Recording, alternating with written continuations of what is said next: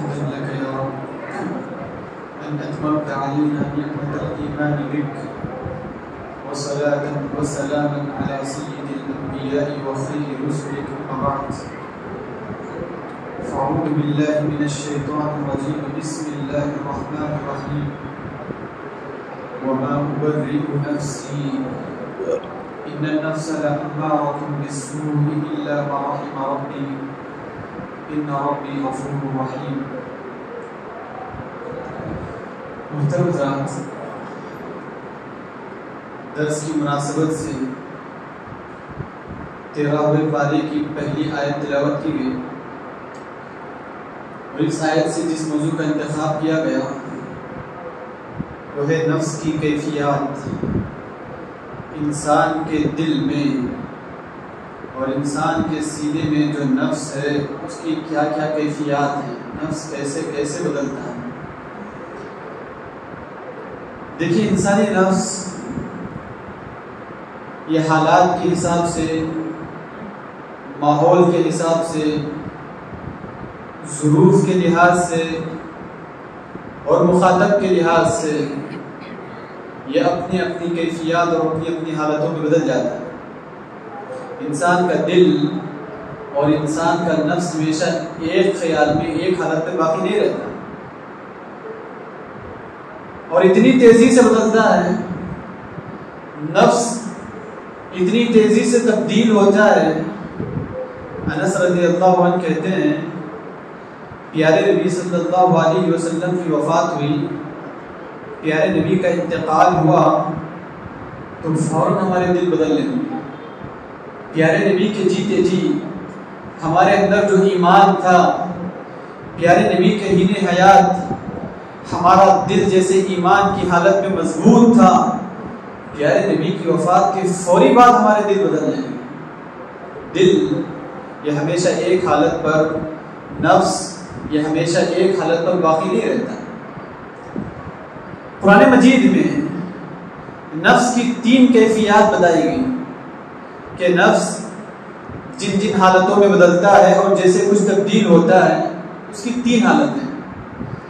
سب سے پہلی حالت جس کو قرآن مجید نے کہا نفس امارہ، نفس کی وہ کیفیت جو انسان کو گناہوں پہ ابھارے، جو انسان کو غلطیوں پر ابھارے، جو انسان کو غلطی کرنے کا حکم دے، نافرمانی کرنے کا حکم دے۔ نفس کی ایک کیفیت ہوتی ہے جو میں نے آیت آپ کے روبرو پڑھی، یوسف علیہ السلام کے واقعے میں۔ یوسف علیہ السلام کو کئی سال قید و بند کی صعوبتیں برداشت کرنے کے بعد، کئی سال قید خانے کی زندگی گزارنے کے بعد رہائی ملی، تو یوسف علیہ السلام نے درخواست کی کہ اس وقت تک میں باہر نکلنے والا نہیں جب تک کہ میرا معاملہ پوری طرح صاف نہ ہو جائے، واضح نہ ہو جائے۔ تو آخر کار عزیز مصر کی بیوی نے اس بات کا اعتراف کر لیا کہ یوسف کی کوئی غلطی نہیں تھی، میری ہی غلطی تھی، میں نے ہی یوسف کو ورغلایا تھا، میں نے ہی یوسف کو بہلانے پھسلانے کی کوشش کی تھی۔ یوسف علیہ السلام نے عزیز مصر کے اعتراف کو دیکھ کر کہ اس نے اپنی غلطی کو مان لیا ہے، آخر ان کی ہٹ دھرمی یا ضد باہر نکلنے سے پہلے میرا معاملہ لوگوں کے لیے واضح ہو، یہ کیوں تھا؟ یوسف علیہ السلام کہتے ہیں ذَلِكَ لِيَعْلَمَ أَنِّي لَمْ أَخُنْهُ بِالْغَيْبِ، کہا یہ اس وجہ سے کہ لوگوں کو یہ معاملہ صاف ہو جائے، لوگوں کو یہ پتہ چل جائے کہ میں نے اپنے آقا کے ساتھ خیانت نہیں کی۔ جس آقا نے مجھے بچپن سے پال کر، جس نے میری حفاظت کی، میری نگرانی کی، میری پرورش کی، اس کے اندیکھے میں نے اس کے ساتھ خیانت نہیں کی، یہ لوگوں کو یہ بات کا علم ہو جائے، اسی لیے میں نے اس بات کی تاکید کی۔ آخر کار معاملہ ختم ہوا تو اس وقت عزیز مصر کی بیوی نے کہا وَمَا أُبَرِّئُ نَفْسِي إِنَّ النَّفْسَ لَأَمَّارَةٌ بِالسُّوءِ، میں اپنے نفس کی پاک دامنی کا اعلان تو نہیں کرتی، البتہ نفس ایسی چیز ہے جو ہمیشہ گناہوں پہ ابھارتی ہے، نفس ایسی چیز ہے جو ہمیشہ نافرمانیوں پر، معصیتوں پر ابھارتا ہے۔ کہا الا ما رحم ربی، سوائے اس کے جو میرا رب مجھ پر رحم کرے، ان ربی غفور رحیم، میرا رب یقیناً معاف کرنے والا، رحم کرنے والا ہے۔ ایک اور وجہ اس کی بتائی گئی کہ یہ جو نفس کی پاک دامنی کا اعلان ہوا یہ یوسف علیہ السلام نے کہا کہ یوسف علیہ السلام نے کہا جس بات کی میں نے تاکید کی کہ میرا معاملہ صاف ہو واضح ہو، اس کا مطلب یہ نہیں کہ میں اپنے آپ کو پارسا بتا رہا ہوں،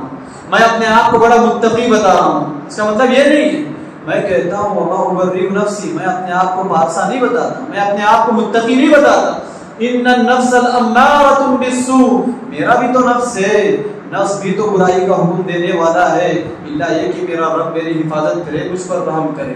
تو یہ نفس کی ایک کیفیت ہے جو برائی پر ابھارنے والی ہے، غلطیوں پر ابھارنے والی ہے۔ دیکھیے قرآن مجید نے اس نفس کا تذکرہ کئی مقامات پہ کیا۔ جب آدم علیہ السلام کے دونوں بیٹے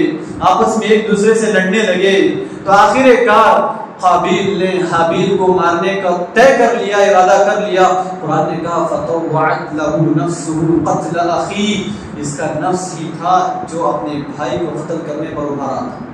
یہ اس کا نفس ہی تھا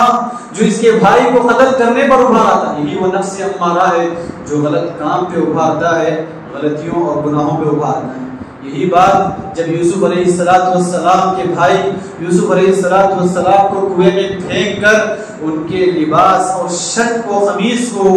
بکری کے خون سے یا بھیڑیا کے خون سے لت پت کر کے باپ کے پاس لے کر آئے، یعقوب علیہ السلام کے پاس لے کر آئے، یعقوب علیہ السلام نے وہاں بھی اسی نفس کا حوالہ دے کر کہا قال بل سولت لكم انفسكم امرا، یہ تمہارا نفس ہے جو تمہیں جھوٹ کہنے پر ابھارا ہے، یہ تمہارا نفس ہے جو تمہیں غلطی کرنے پر ابھارا ہے۔ یعقوب علیہ السلام نبی تھے، سمجھ چکے تھے کہ غلطی کیا ہے، یہ بیٹوں کی غلطی ہے، یوسف حقیقت میں مارے نہیں گئے ہیں، یوسف پر حقیقت میں حملہ نہیں ہوا، یہ ان کی چال ہے، ان کی سازش ہے۔ وہاں بھی یعقوب علیہ السلام نے نفس کی اسی کیفیت کا تذکرہ کیا کہ بل سولت لکم انفسکم امرا، تمہارا یہ نفس امارہ ہے جو تمہیں جھوٹ بولنے پر ابھارا ہے، جو آج غلطی کرنے پر ابھارا ہے۔ تو نفس کی ایک کیفیت جو قرآن مجید نے بتلائی اس کا نام قرآن نے کہا نفس امارہ، ایسا نفس جو ہمیشہ انسان کو برائیوں پر ابھارتا ہو، غلطیوں پر ابھارتا ہو۔ نفس کی ایک دوسری کیفیت جو قرآن مجید نے کہا وہ ہے نفس لوامہ۔ قرآن مجید نے اس نفس کی قسم کھائی، کہا لا اقسم بیوم القیامہ ولا اقسم بالنفس اللوامہ۔ قرآن مجید نے قسم کھا کر کہا دیکھو قسم ہے قیامت کے دن کی اور قسم ہے نفس لوامہ کی۔ دیکھیے قرآن مجید نے قیامت کے دن کی قسم کھائی اور ساتھ ہی ساتھ نفس کی اس کیفیت لوامہ کی قسم کھائی۔ کیوں؟ قیامت کا دن ہے جو حقیقت میں حساب ہونے والا ہے، فیصلہ ہونے والا ہے، اور دنیا میں یہ نفس لوامہ ہے جو انسان کو حساب لینے پر ابھارتا ہے، اپنا جائزہ لینے پر ابھارتا ہے۔ نفس لوامہ کہتے ہیں کس کو ہے؟ ایسا نفس یا نفس کی وہ کیفیت جو انسان کو برائیوں سے آگاہ کرے، انسان غلطی کرنے کے قریب جائے تو انسان کو روکے، انسان کو سمجھائے، انسان کو تسلی دے، بتائے یہ غلطی ہے، انسان کوئی گناہ کرنے جائے تو ٹوکے یہ غلطی ہے، یہ کام نہیں کرنا ہے۔ نفس کی اسی کیفیت کو زندہ دلی کہا جاتا ہے۔ اگر یہ زندہ دلی انسان کے اندر ہو، یہ زندہ ضمیری انسان کے اندر ہو، تبھی انسان غلطیوں سے رک جاتا ہے، غلطیوں سے باز آتا ہے۔ ہر انسان کا نفس انسان کو غلطیوں کی دعوت دیتا ہے، گناہوں کی طرف ابھارتا ضرور ہے۔ جب نفس امارہ نفس کو گناہوں پر ابھارے، غلطیوں پر ابھارے، تو نفس کی یہی کیفیت ہے لوامہ جو انسان کو غلطی کی قباحت سے واضح کراتی ہے، بتاتی ہے کام غلطی نہیں کرنا۔ نفس ابھار رہا ہے، نفس بار بار ترغیب دلا رہا ہے، فلاں غلطی کر جاؤ، فلاں گناہ کر جاؤ، فلاں معصیت کر جاؤ۔ نفس کی یہ دوسری کیفیت ہے لوامہ جو انسان کو روک رہی ہے، نہیں یہ کام نہیں کرنا ہے، یہ غلطی نہیں کرنا ہے۔ یہی زندہ دلی ہے، جب تک انسان کے دل میں لوامہ کی کیفیت باقی رہے، ملامت کرنے والی کیفیت باقی رہے، جو انسان گناہ کی طرف آگے بڑھے تو انسان کو روکے، ہاتھ پکڑے، اسی وہی انسان زندہ دلی کا انسان کہلانے والا ہے کہ جس کے اندر یہ کیفیت پائی جاتی ہے۔ اسی لیے پیارے نبی صلی اللہ علیہ وسلم نے فرمایا کہ گناہ کی تعبیر آپ نے کی، گناہ کسے کہتے ہیں، غلطی کسے کہتے ہیں؟ پیارے نبی نے کہا ما حاک فی صدرک وکرہت ان یطلع علیہ الناس، گناہ کی علامت یہ ہے ہر وہ کام گناہ ہے، ہر وہ کام غلط ہے جس کو کرنے کی طرف انسان آگے بڑھے تو نفس میں کھٹ گئے، نفس میں رکاوٹ ہو، یہی نفس کی کیفیت روکے کہ یہ کام نہیں کرنا ہے۔ یہ کام اچھا نہیں ہے، یہ کام غلط ہے، یہی چیز گناہ کہلاتی ہے۔ اگر کسی کام کی طرف آگے بڑھے انسان، نفس بے چین ہو کہ یہ کام نہیں کرنا ہے، اس کے باوجود انسان نفس کو مار کر وہ کام کر لیتا ہے، تو ایسا انسان گناہ کی طرف آگے بڑھ جاتا ہے۔ جس کے دل میں نفس کی یہ کیفیت باقی ہو، ملامت کرنے والا نفس موجود ہو، انسان کو گناہوں اور برائیوں سے روکنے والا نفس موجود ہو، تبھی انسان گناہوں سے رکتا ہے اور وہی انسان زندہ دلی والا شخص کہلاتا ہے۔ دیکھیں نفس کی ایک تیسری کیفیت جو قرآن مجید نے بتلائی، وہ ہے نفس مطمئنہ، ایسا نفس جو نیکیوں پر مطمئن ہو، ایسا نفس جو بھلائیوں پر مطمئن ہو، ایسا نفس جو نیک کام کرنے، خیرات کرنے پر اپنے آپ میں اطمینان محسوس کرتا ہو۔ یاد رکھیے جس شخص کے اندر نفس کی یہ کیفیت آ جائے کہ نیکی کرے تو خوش ہو جائے، نیکی کرنے پر راضی ہو جائے، بھلائی کرنے پر خوش ہو جائے اور برائیوں سے پوری طرح دور بھاگ جائے، ایسا نفس نفس مطمئنہ کہلاتا ہے۔ جو شخص ایسا نفس اپنے اندر رکھے، اللہ تبارک و تعالیٰ نے فرمایا جب فرشتے روح قبض کرنے کے لیے آئیں گے، جب فرشتے روح قبض کرنے کے لیے آئیں گے تب کہیں گے یا ایتھا النفس المطمئنہ، اے نفس مطمئنہ جو ہمیشہ نیکیوں سے راضی رہی، ہمیشہ بھلائیوں سے راضی رہی، ہمیشہ نیک کام میں آگے رہی، کہے گی ارجعی الی ربک راضیۃ مرضیہ۔ فرشتے کہیں گے چلو اپنے رب کی طرف لوٹ جاؤ، تم اپنے رب سے راضی رہے، دنیا میں تمہارا رب تم سے راضی رہا، تم دنیا میں رب سے راضی رہے، تمہارا رب تم سے راضی رہا، فادخلی فی عبادی وادخلی جنتی، چلو میرے جو مقرب بندے ہیں ان بندوں میں داخل ہو جاؤ اور جنت تمہارا ٹھکانہ ہے، جنت تمہارا حقیقی ٹھکانہ ہے۔ دیکھیں نفس کی یہ تین کیفیات، نفس مطمئنہ کسے کہتے ہیں؟ پیارے نبی صلی اللہ علیہ وسلم نے ایک دعا میں اس کی وضاحت کی، کہا اللہم انی اسألک بک نفسا مطمئنہ، اللہم انی اسألک بک نفسا مطمئنہ۔ پیارے نبی نے دعا سکھائی، کہو اے اللہ یقیناً میں تجھ سے ایسا نفس مانگتا ہوں، ایسا نفس مانگتا ہوں تؤمن بلقائک، اے اللہ تیری ملاقات پر ایمان رکھتا ہوں کہ ایک دن آئے گا جس دن مجھے تجھ سے ملاقات کرنا ہے، وترضى بقضائک، اے اللہ تیرے فیصلوں سے راضی رہتا ہو، ایسا نفس میں تجھ سے مانگتا ہوں، وتقنع بعطائک، اے اللہ جو کچھ تو مجھے عطا کرے چاہے وہ کم ہی کیوں نہ ہو میں اس پر قانے رہوں، کفاف کی زندگی گزاروں، زیادہ کی خواہش میں تیری نافرمانی نہ کروں، کم ہی کیوں نہ ہو میرے نفس کو راضی کر دے اللہ، میں ایسا نفس چاہتا ہوں جو نفس اللہ کی ذات سے ملاقات پر ایمان رکھتا ہو، جو نفس اللہ کی تقسیم اور تقدیر سے راضی ہو، اور جو نفس اللہ تبارک و تعالیٰ کی عطا سے راضی ہو، قانع ہو، زیادہ کی لالچ میں رب العزت کی نافرمانی نہ کرتا ہو، ایسے ہی نفس کو نفس مطمئنہ کہا گیا۔ اسی لیے پیارے نبی نے یہ دعا سکھائی کہ انسان کو بار بار یہ دعا پڑھنی چاہیے، اللہم انی اسألک بک نفسا مطمئنہ تؤمن بلقائک وترضى بقضائک وتقنع بعطائک۔ یہ نفس کی تین کیفیات قرآن مجید نے بتلائی کہ نفس کی ایک کیفیت تو یہ ہے کہ نفس ہمیشہ برائیوں کا حکم دیتا ہے، غلطیوں کا حکم دیتا ہے،